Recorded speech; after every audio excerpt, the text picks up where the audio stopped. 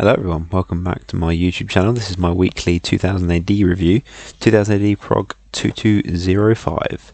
You got your cover there with the Dredd and Anderson story, surrounded by lots of creepy spiders, as this is technically the Halloween issue. I mean, that's relevant to the story as well. But yeah, so another really solid issue, I thought. The second part of Judge Dredd, they shoot talking horses, don't they? Which is again just a two-parter, just kind of filling in the gaps after the big end of days storyline. I've just noticed my cover's got a tear in it there. That's really irritating. My postman is the worst. He just shoves these things through. I'm a subscriber, and I really wish that 2000 AD kind of packaged these a bit better, because yeah, that is clearly a big tear in there that I've just noticed, and that's not good. I don't like that. You know, they don't have to be perfect, but yeah. Anyway, enough about that. Yeah, but you know, pretty solid two-part, a nice little cursed story. It's got a talking horse in it. What more could you want? Really like the artwork as well. Pretty solid. Interesting to see what comes next for Judge Dredd. There is a super cool, I won't show the page with the last bit of the story, but there's a cool little extra artwork bit here by Cliff Robinson with a werewolf Judge Dredd, which is really cool. I like that a lot. Look at the posture of his legs. Reminds me of American Werewolf in London. That's quite cool.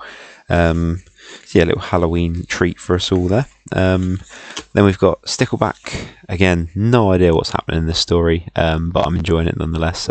Love the artwork and the weird black and white style of it. Yeah, one that I'm not particularly fully sure what's going on, like I say, but I'm enjoying the ride, so you know, that's cool.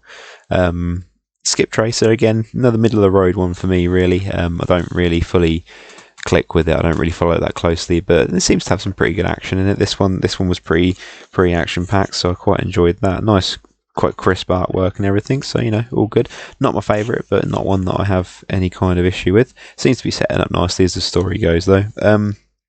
I think my favourite strip at the moment is Fiends of the Eastern Front, Constanta. Again, this is another one I wasn't sure how I'd feel about, because I feel like I've missed part of the story, but I mean, it's really cool. I like the way it's developing, and they even say, because it's the story is in their storytelling narrative itself in the story, if I can get my words out, they even say how there's been, you know, talking wolves and dragons and all sorts, and then some more weird stuff in this issue as well. But I like the origin story of a villain, and it's kind of him as a younger man as the story is being told now, and there's some pretty good hack and slash action in this one. I'll show you it very, very quickly, but yeah, I've been careful for spoilers just in case someone hasn't read it yet. But yeah, I'm enjoying that, shaping up nicely. And then we've got the final story in this issue, which is Hookjaw, which is another one I'm quite enjoying. That's shaping up quite well as well.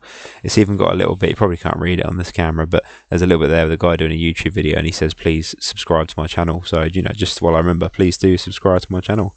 And it says ring that bell for notifications, which I hate when people say, but I mean, if you want to do it, that'd be great.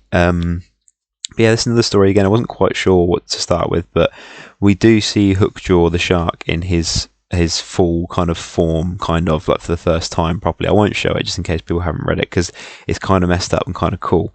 I just thought he'd be a big shark, and I didn't think he'd quite look the way he does, but I'm enjoying that. That's a pretty gory kind of story, and it's kind of setting up quite nicely and a bit weird and out there.